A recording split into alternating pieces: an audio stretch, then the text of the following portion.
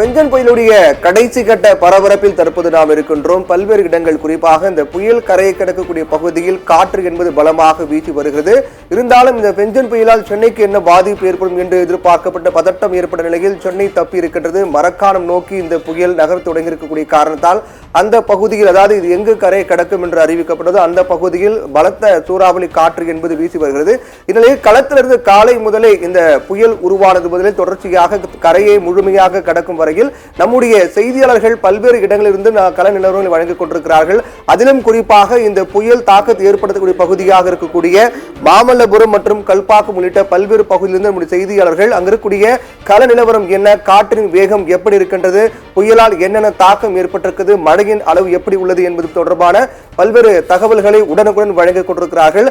அந்த வகையில் நம்முடன் செய்தியாளர்கள் மாமல்லபுரத்திலிருந்து செய்தியாளர் மனோகரன் மற்றும் கல்பாக்கத்திலிருந்து மனோகரன் மற்றும் மாமல்லபுரத்திலிருந்து செய்தியாளர் மோகன் இணைகிறார்கள். அவருடன் பேசி நிலவரம் என்ன என்பதை தெரிந்து கொள்ளலாம். மோகன், வணக்கம். மாமல்லபுரத்தில், அதாவது இந்த புயல் கரை கடக்கக்கூடிய பகுதி என்பது முன்கூட்டியே வரையறுக்கப்பட்ட இடம் அப்படிங்கிறது. மாமல்லபுரம் டு காரைக்கால் இதற்கு இடைப்பட்ட பகுதியில் தான் கரையை கடக்கும் அப்படின்னு சொன்னாங்க. இருந்தாலும் தற்போது மரக்காணம் அருகே புயலுடைய முன்பகுதி என்பது தொட்டு கரையை கடந்து வருகிறது. அதனுடைய மைய பகுதி இன்னும் சற்று நேரத்தில், அதாவது கண் பகுதி என்பது இன்னும் சற்று நேரத்தில் அது கரையை கடக்க இருக்கிறது. அதுக்கு முன்பாக நீங்கள் இருக்கக்கூடிய அந்த பகுதியில் மாமல்லபுரத்தில் காற்றினுடைய வேகம் எப்படி உள்ளது, மழை இங்கு பொழிவு இருக்கிறதா?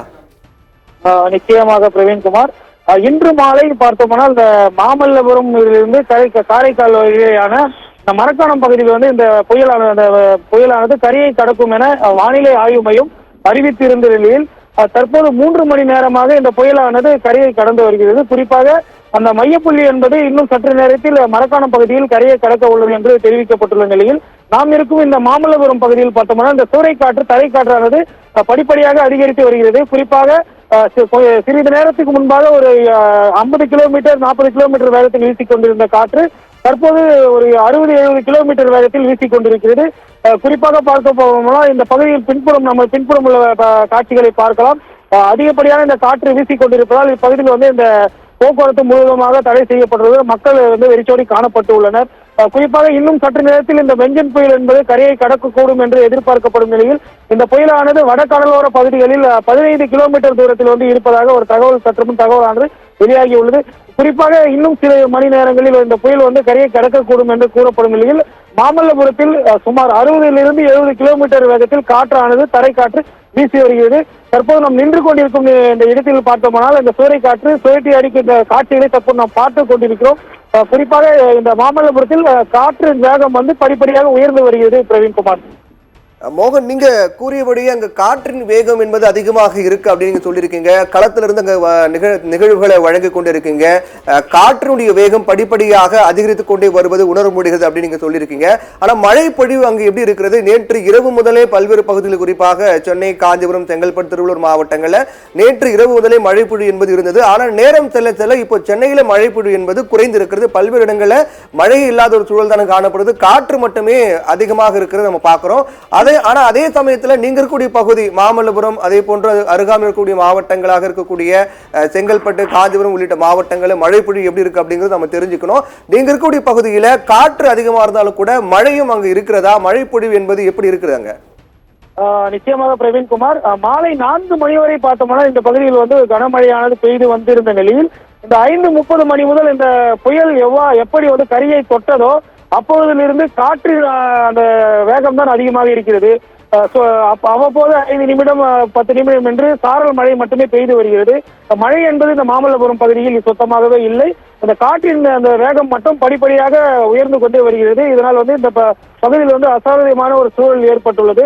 குறிப்பாக செங்கல்பட்டு பகுதி அந்த மாவட்ட காவல் கண்காணிப்பாளர் உத்தரவின் பேரில் அந்த தீயணைப்புத்துறை வீரர்களும் பார்த்தோம்னா மாமல்லபுரத்திற்கு விரைந்துள்ளனர். குறிப்பாக 50 பேர் கொண்ட இந்த தீயணைப்புத்துறை வீரர்களான குழுவினர் இந்த மாமல்லபுரம் கடற்கரையில் முகாமிட்டுள்ளனர். ஏதாவது அசம்பாவித சம்பவங்கள் ஏற்படுவதை தடுக்கும் பொருட்டு இந்த தீயணைப்பு வீரர்கள் தற்போது வரவழைக்கப்பட்டுள்ளனர். பிரவீன்குமார். மோகன், இப்ப பல இடங்களை நம்ம பார்த்துட்டு இருக்கோம், மின்சாரம் தாக்கி உயிரிழப்பு என்பது நடந்துகிட்டு இருக்கு. இது மழை காலங்கள் ஏற்படக்கூடிய ஒரு தீர்க்க முடியாத ஒரு பிரச்சனையாக தான் இருக்கு. அதற்காக அரசு முன்கூட்டியே இந்த மின் விநியோகத்தை நிறுத்தக்கூடிய பணிகளும் மேற்கொள்வாங்க. மாமல்லபுரம் நீங்க இருக்கக்கூடிய பகுதியில மழை பொழிவு இல்லை, ஆனா காற்றின் வேகம் அதிகமா இருக்கு அப்படின்னு சொல்றீங்க. கிட்டத்தட்ட சென்னை போலதான், சென்னையிலும் தற்போது மழை பொழிவு என்பது குறைவாக இருக்கிறது. சில இடங்களில் மழை பொழிவு இல்லாம தான் இருக்கு, காற்றின் வேகம் மட்டும் சற்று அதிகமாக இருக்கிறது. நீங்கள் இருக்கக்கூடிய மாமல்லபுரம் அந்த பகுதியிலும் காற்றின் வேகம் தான் இருக்குது, மழை குறைந்திருக்கிறது என்று சொல்லியிருக்கீங்க. அங்கு மின் விநியோகம் என்பது சீராக இருக்கிறதா? அது முன்கூட்டிய பாதுகாப்புக்காக இந்த மின்சாரம் துண்டிப்பு என்பது நடவடிக்கை எல்லாம் மேற்கொள்ளப்பட்டிருக்கிறதா? மக்கள்லாம் உரிய எச்சரிக்கையோடு இருக்காங்களா, அல்லது அலட்சியமாக செயல்படக்கூடிய நிகழ்வு இருக்கின்றதா?